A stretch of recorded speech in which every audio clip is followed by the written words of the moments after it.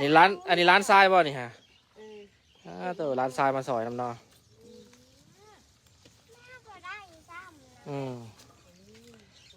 มาเบิ่งพี่น้องมื้อนี้ตึกสะดุ้งอยู่บ้านพ้นหมวกนะมื้อนี้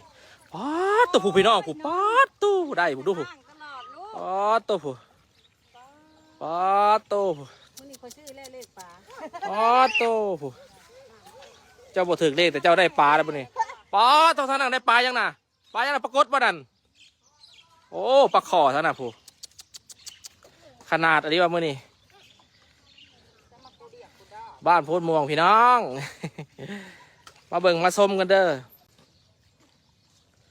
มื่อนี้ตึกสปาร์ตปลาคอยแล้วโอ้สิขึ้นเลยโอ้ได้ปาร์ตโตแน่นอนเลยมอนี่โอ้เอาปาร์ตตู้ก็ได้สะดุ้งใหญ่กว่านี้ให้ขักเนาะปาร์ตตัวผูกกระดอกกระเดี่ยวปลาเขามาเบิ่งในกว่าคนก็ได้จะเป็นโมมิตา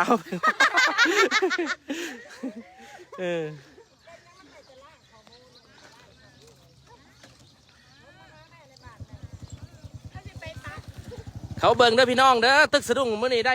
เอาคืนเดือนบัตร10 บาท20เนาะมาเบิ่งน้ำกันเด้อพี่น้องเด้อพูนทั้งหน้ากับพูนมื้อนี้ตึกสะดุ้งอยู่บ้านพ้นม่วงเด้อมื้อนี้บ้านพ้นม่วงมึงจะพอคุยสวรรค์เขตเด้อพี่น้องนี่ทางขวาไปทางไปบ้านปอโตสิทธิ์ขึ้นเลยสิทธิ์ขึ้นเลยโอ้เอาทางนี้เอาโอ้ผู้ปอโตผู้ยกขึ้นละบาทนี่มันไปใส่มันสิบ่อนั่นเนาะก็ดอกกระเดียว่าปลาพวกนี้นะปลาขึ้นพี่น้องฝนตกแล้วน้ำธรรมชาติมันไหลผ่านนี่ละปลามันขึ้นเนาะ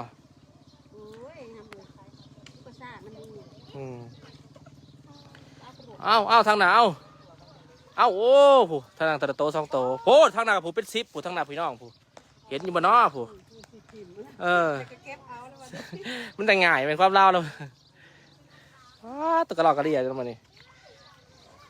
เอาโอ้แต่ผู้ได้สุบาทผู้อริยรอได้อยู่สุบาทอริยรอผู้ปลาขึ้นค่ะอะไรพวกนี้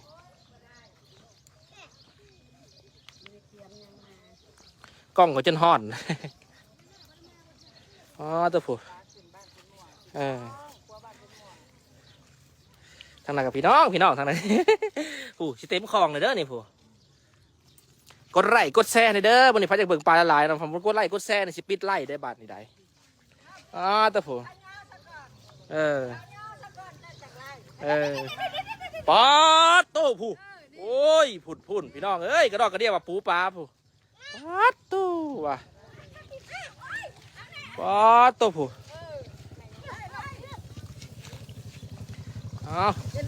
กระดอกกระเดียปลาลาย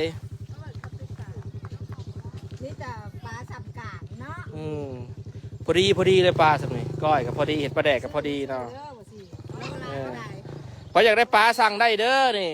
ขายค่านี่เลย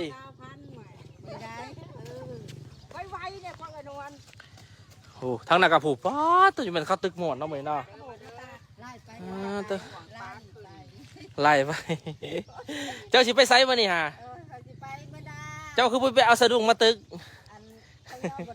ยังบ่ได้โอ้ผู้ปลาตัวปลาคออุ้ยผู้